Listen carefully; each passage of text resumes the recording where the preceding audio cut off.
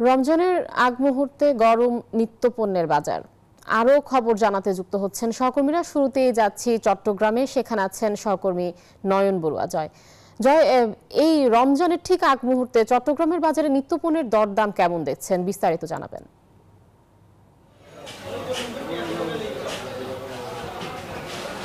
ধন্যবাদ আয়েশা আপনাকে। আপনি যথার্থ বলছেন যে এখন রমজানের আগ মুহূর্ত, ঠিক এই সময়টার মধ্যে কিন্তু আমরা দেখছি মাছ মাংসের দোকানগুলোতে ক্রেতাদের ভিড় চোখে পড়ছে।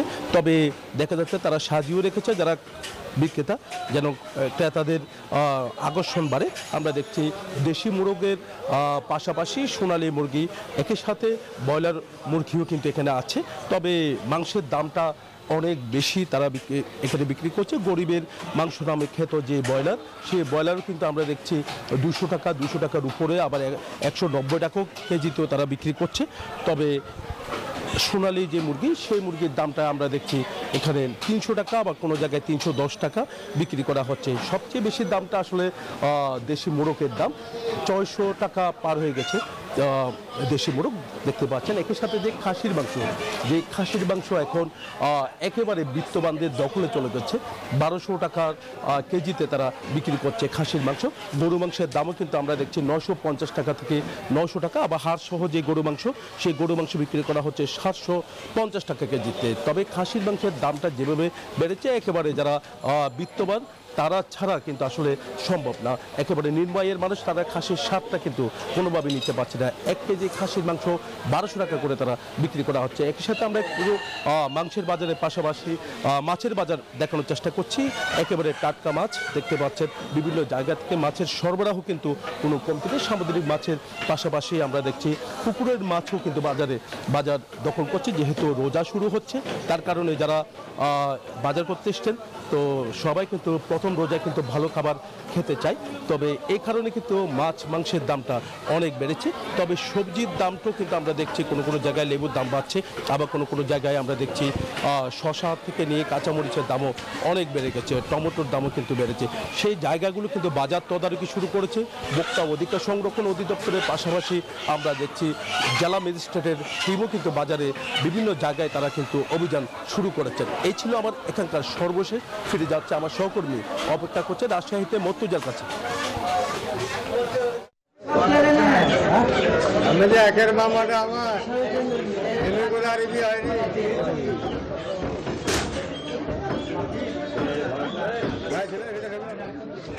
জয়, চট্টগ্রামের মতো রাজশাহীতেও নিত্যপণ্যের দাম বেড়েছে। বিশেষ করে মশলা এবং মাংসের দাম বেড়েছে লাগামহীনভাবে।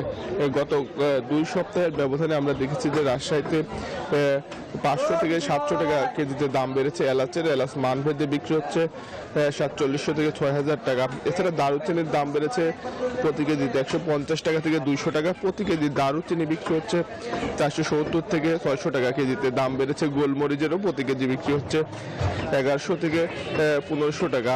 আর মশলার পাশাপাশি কিন্তু দাম বেড়েছে মাংসের। ব্রয়লার, সোনালী, গরু এবং খাসি সব ধরনের মাংসের দাম বেড়েছে। আমরা সোনালী মুরগির দাম কেজিতে 10 থেকে 15 টাকা বেড়ে 290 থেকে 300 টাকা কেজিতে বিক্রি হচ্ছে। দাম বেড়েছে ব্রয়লার মুরগিরও কেজিতে 20 থেকে 25 টাকা পর্যন্ত কিন্তু বেড়েছে। ব্রয়লার মুরগি বিক্রি হচ্ছে 200 টাকা কেজিতে। এর পাশাপাশি খাসির মাংসের দাম বেড়েছে খাসির কেজিতে 50 থেকে 100 টাকা। খাসির মাংস আজকে বিক্রি হচ্ছে 1100 টাকা কেজিতে। এছাড়া গরুর মাংসের দামও কিন্তু রাজশাহীতে বেড়েছে কেজিতে 50 টাকা পর্যন্ত। 750 টাকা কেজিতে বিক্রি হচ্ছে গরুর মাংস। এছাড়া পেঁয়াজ এবং সরিষার তেলেরও কিন্তু দাম বেড়েছে। যারা ভোক্তারা বলছেন, তারা বলছেন যে প্রশাসনের নজরদারির অভাবে কিন্তু দাম বেড়েছে এবং বাজারে কোনো নিয়ন্ত্রণ না থাকা ব্যবসায়ীরা ইচ্ছা মতো দাম বাড়াচ্ছে। বিশেষ করে যারা বিক্রেতারা রয়েছেন, তারা দাম বাড়াচ্ছেন ইচ্ছা মতো। প্রশাসনের কোনো নজরদারি নেই। আর বিক্রেতারা বলছেন যে পাইকারি বাজারে দাম বাড়ায়, তারা খুচরা বাজারে দাম বাড়াতে বাধ্য হয়েছেন। এই ছিল রাজশাহী থেকে সর্বশেষ। সাভার থেকে আরো খবর জানাচ্ছেন সহকর্মী নাজমুল। আমরা আছি নাজমুলের কাছে।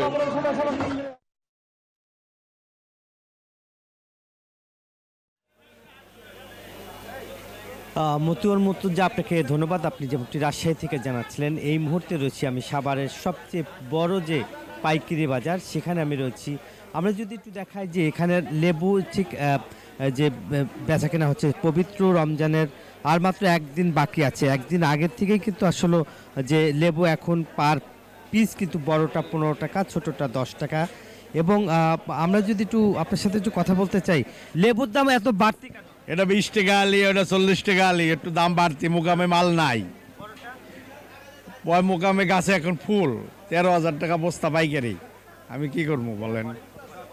শুনছিলেন যে এখানকার বাজারে কিন্তু আসলে অনেক দাম বেশি, এবং শসা আর বেগুন অর্থাৎ এই দুইটা জিনিসের দাম একটু বেড়েছে। এবং আমরা যদি একটু দেখাই যে টমেটো কিন্তু এখনও 20 টাকা কেজি বিক্রি করা হচ্ছে, এবং বেগুন বিক্রি হচ্ছে, আমরা যদি একটু দেখাই যে তুলনামূলক যে বেগুনগুলি রয়েছে ভালো বেগুন সেটা এখনও 50 টাকা কেজি।